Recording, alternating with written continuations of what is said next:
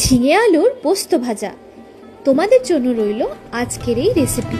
সারাদিনের ব্যস্ত জীবনের পরে বাড়ি ফিরে মনে হয় চটজলদি কমফর্ট ফুড কিছু একটা ঝটপট বানিয়ে নিই।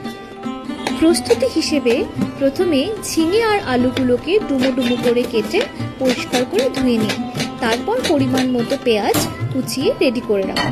এবার কড়াতে তেল গরম করে কালো জিরে, শুকনো লঙ্কা আর একটা কাঁচা লঙ্কা ফোড়ন দিই। কিছুক্ষণ পর কেটে রাখা পেঁয়াজগুলো বাদামি করে ভেজে এর মধ্যে ধুয়ে রাখা ঝিঙে আলুগুলোকে ভেজে নিই। পরিমাণ মতো নুন, হলুদ আর চিনি দিয়ে ঢেকে এটাকে একটু সেদ্ধ হতে দিই। কিছুক্ষণ পরে সবজিগুলো সেদ্ধ হয়ে গেলে পরিমাণ মতো পোস্ত ছড়িয়ে পোস্তর কাঁচা গন্ধ না যাওয়া পর্যন্ত একটু ভেজে নিই। বাটাবাটির ঝামেলা ছাড়াই পোস্ত স্বাদে গন্ধে ভরা এই রেসিপিটি উপভোগ করুন রুটি বা ভাতের সাথে। শিগগির দেখা হচ্ছে পরের ভিডিও।